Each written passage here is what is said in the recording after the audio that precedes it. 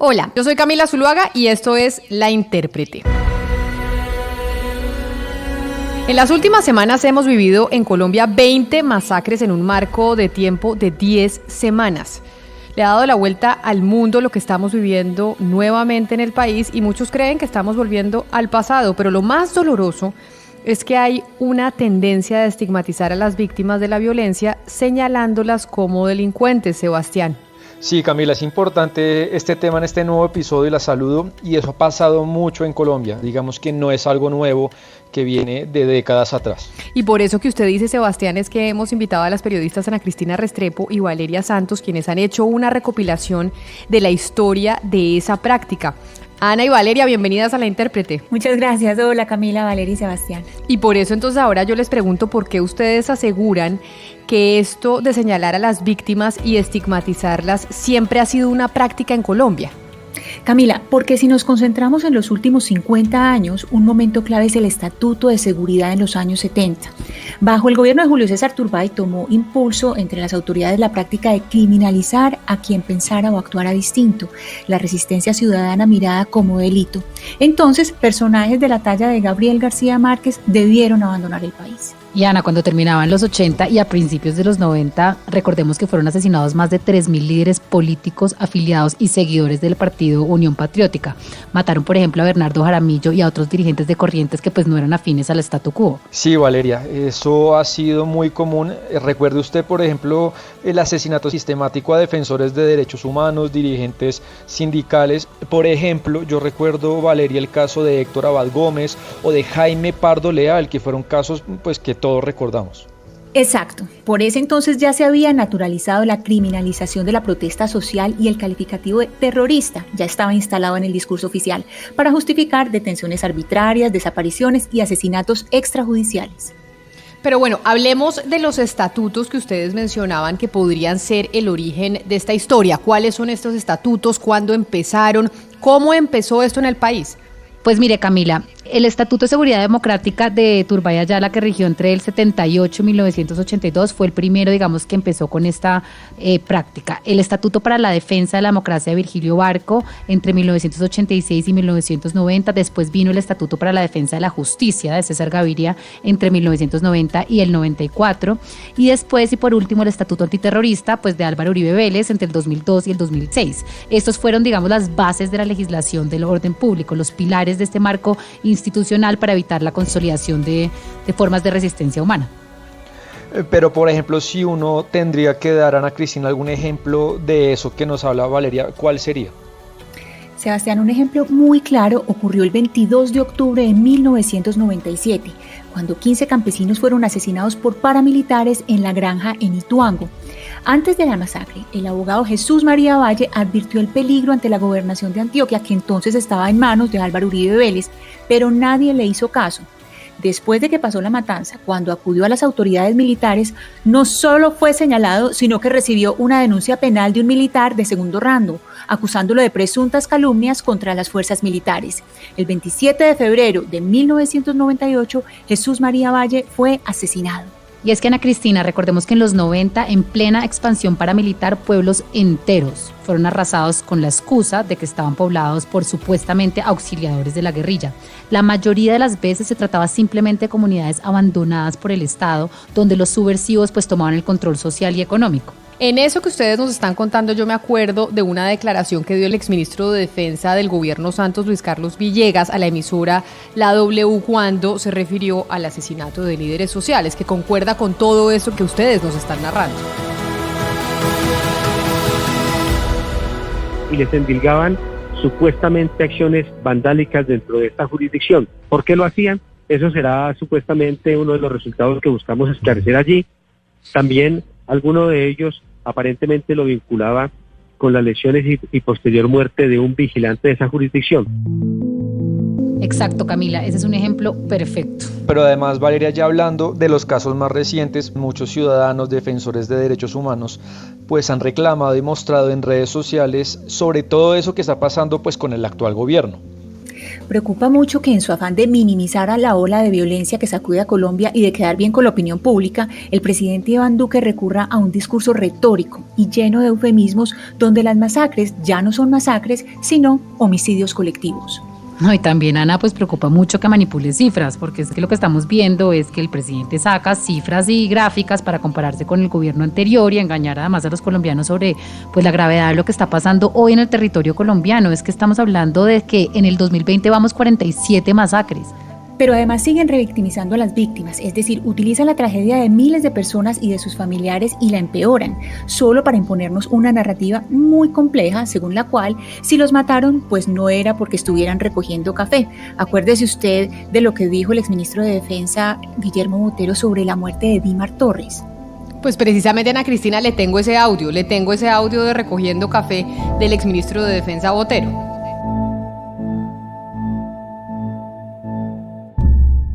De manera irresponsable, ¿no? Las autoridades relacionan esto, ¿no? Están relacionando, pero quiero dejar claro el honor de mi familia, el honor de mi hijo. Él en ningún momento ha tenido relación de narcotraficante, ¿no?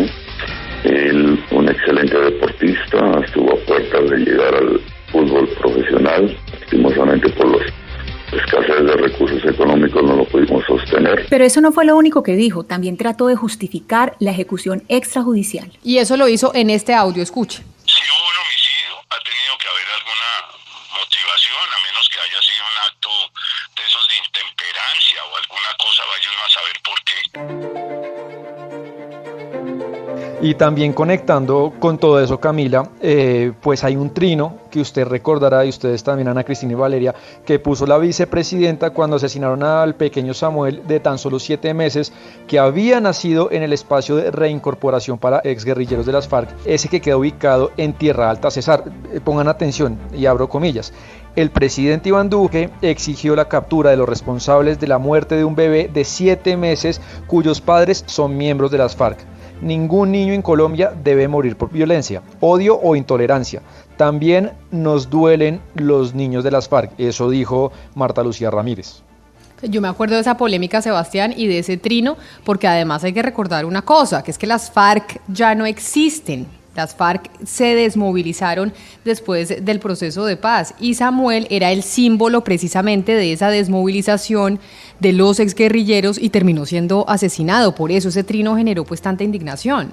Una tragedia, Camila, pero es que además Samuel era un niño colombiano, es decir, era un niño colombiano más que merecía ser reconocido como tal por la vicepresidenta y no como el hijo de una pareja de guerrilleros que ya no eran guerrilleros. Es que la vicepresidenta dice, también nos duelen los niños de las FARC. ¿Cómo así? Duele la muerte de cualquier niño, no hay que ponerle ese adjetivo a la frase. Pero yo le pregunto una cosa a usted, Ana Cristina, ¿esto ha sido solo una práctica del Ejecutivo, es decir, de las presidencias de esa rama del poder, la revictimización, o hay otras ramas del poder que también han estado en lo mismo? No, pues claro que no, Camila, también lo hace muy a menudo la Fiscalía. Acuérdese de la tipificación del delito que le imputaron a los 7 soldados que violaron a la niña de 13 años de la comunidad de Embera, Chamí. Y es que la fiscal del caso, Ana Cristina, pues en, una decisión muy polémica, decidió que el delito era acceso carnal abusivo con menor de 14 años en vez de acceso carnal violento agravado. Yo entiendo, Valeria, usted sabe que yo no soy abogado, pero esto es muy grave porque el tipo penal abusivo tiene que implicar consentimiento de la víctima. Implica además, Sebastián, que no puso resistencia a la víctima y pues la tipificación del delito es muy importante, primero porque se puede caer ante un juez y segundo porque tipificar mal revictimiza a la víctima. Pero hablemos de las últimas masacres, de las últimas que hemos visto los colombianos y la reacción que han tenido las autoridades. ¿Ha sido similar a esto que ustedes nos están narrando? ¿Podríamos encajarla dentro de lo mismo, dentro de la misma práctica?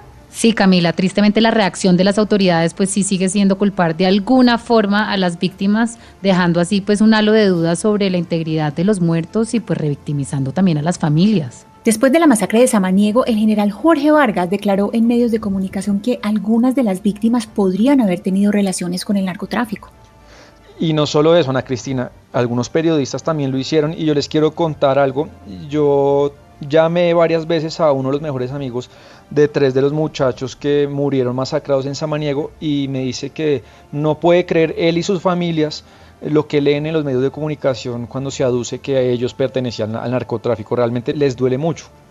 Pero precisamente, Sebastián, sobre eso que usted nos está diciendo, Jesús Quintero, que es el papá de John Sebastián Quintero, que es uno de esos jóvenes asesinados en esa masacre de Samaniego, pues dijo esto, escuche.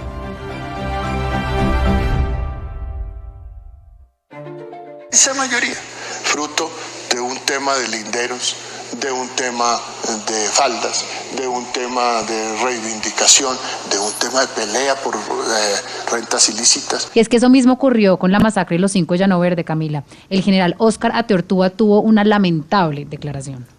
Esa declaración, Valeria, también la tenemos, quiero que la oigan. Según él, le trataron de arrebatar el fusil y él en el forcejeo se le accionó el arma y dio muerte a esta persona que fue integrante de las FARC. Pero todo esto que estamos escuchando básicamente en los audios y lo que decía el general son hipótesis, Ana Cristina. Y eso es lo preocupante, Camila, que no dejan de ser solo eso, solo hipótesis, que además carecen de pruebas contundentes. Estas declaraciones apresuradas en medios de comunicación revictimizan, ponen en peligro a las víctimas y a sus familiares, pero lo peor es que entorpecen la búsqueda de la verdad, pues terminan reforzando los estigmas con los que tienen que vivir las personas más vulnerables de nuestro país, que tristemente son los que más sufren por causa de la violencia. De hecho, Ana Cristina, Camila y Sebastián, el informe Basta Ya, que si no se lo han leído se lo recomiendo porque es un informe muy importante que sacó el Centro Nacional de Memoria Histórica, pues evidencia la sistematicidad de la práctica de culpar a las víctimas de su propia desgracia y las consecuencias de hacerlo. Mire, comunidades como las de Remedios, Segovia, El Salado, El Tigre, San Carlos y la Comuna 13, por ejemplo, fueron señaladas por los victimarios como comunidades de guerrilleros o de paramilitares justo antes de que ocurrieran todas estas masacres. Por mucho tiempo, el riesgo y el rechazo que produjo esta estigmatización les impidió circular libremente por el territorio, emplearse cuando se desplazaron, hasta matricular a sus hijos e hijas en centros educativos e incluso asentarse en nuevos barrios o municipios. Pues muy triste todo este recorrido que nos están haciendo ustedes sobre esta práctica de estigmatizar a las víctimas, sobre siempre tener un mismo tipo de narrativa y que no es algo nuevo, que es algo que viene desde mucho tiempo atrás. Valeria y Ana Cristina, gracias por traer este recuento a La Intérprete, que sin duda alguna nos ilustra mucho cómo esto es algo que hemos tenido en Colombia desde hace décadas.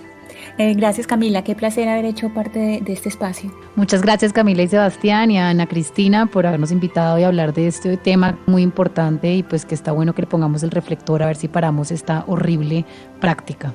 Eso es todo por hoy en La Intérprete. A ustedes 1000 gracias por haberle hecho clic en su plataforma favorita. Ya saben que en La Intérprete estamos en todas las plataformas digitales. Si les gustó este podcast, compártanlo con sus amigos.